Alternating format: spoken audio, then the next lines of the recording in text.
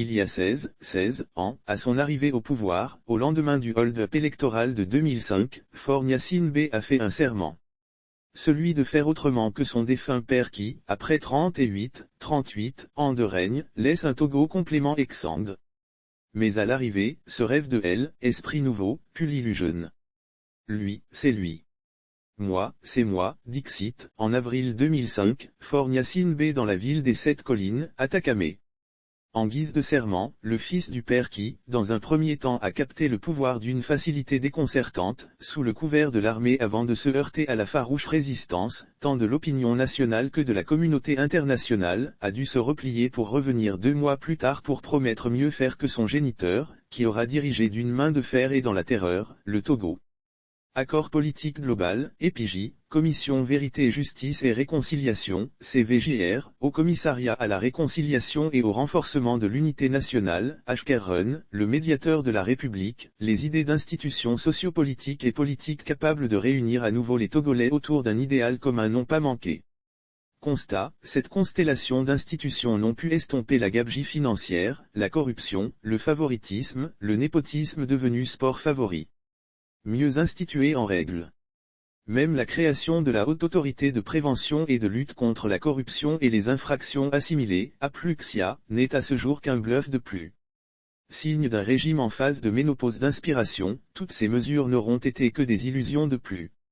Et pour toujours caracoler à la tête du pays, Faure et son régime ont vite trouvé l'idée de berner les Togolais par une politique sociale qui s'est révélée n'être en réalité que du brouillard bien servi en lieu et place d'une vision bien conçue.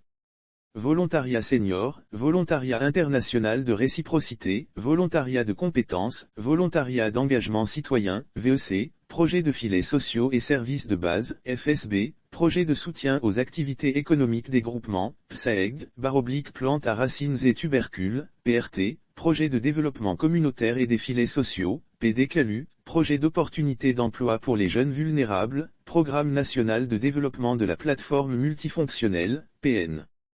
PTFM, Programme de soutien aux microprojets communautaires, PSMICO, Programme de développement communautaire en zones urbaines, PDCSU, Programme d'appui au développement à la base, PRADEP, Projet d'appui à l'employabilité et à l'insertion des jeunes dans les secteurs porteurs, PAESP, Programme d'urgence de développement communautaire, PUC, téléchargé express du Sénégal. Que de projets et des milliards engloutis, avec l'aide de la Banque mondiale, de la Banque africaine de développement, BAD, de la Banque ouest africaine de développement, BOA, le PNUD, entre autres, dans la mise en œuvre de la politique de développement à la base mais dont les comptes sont aujourd'hui loin des résultats escomptés. Si ce ne sont que des mirages de succès pour paraître beaux aux yeux des dits partenaires au développement puisque la pauvreté continue d'être le meilleur compagnon des Togolais qui ne savent plus à quel sein se vouer. À l'analyse, le caractère infructueux de cette politique sociale pourtant déclinée en plusieurs projets structurants se révèle la résultante d'une vision mal inspirée dont la preuve en est le PND. Tant vanté pour être la panacée d'une économie structurée du pays mais finalement et subtilement convertie en feuille de route gouvernementale 2020 à 2021. Ce résultat en deçà des attentes est aussi, à en croire nombre d'analystes, fruit de l'inadéquation avec les réalités togolaises des politiques de développement tous azimuts que vante à Faure et son exécutif, les fameux experts comme Carlos Lopez et Dominique Strauss-Kahn que démarchent des réseaux de lobbyistes mafieux qui se sucrent allègrement sur le dos des contribuables togolais sans réels impacts.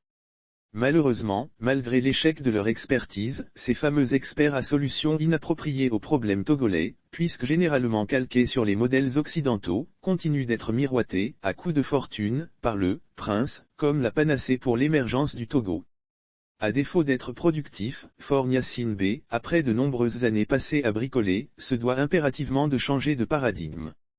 Songer à des solutions endogènes qui soient en conformité avec les réalités togolaises s'impose aujourd'hui comme la seule alternative.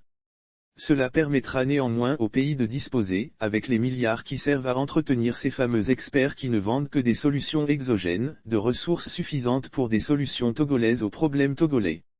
Autrement, le régime cinquantenaire du Togo, vraisemblablement à court d'idées, continuera par patauger dans le colmatage et navigation à vue.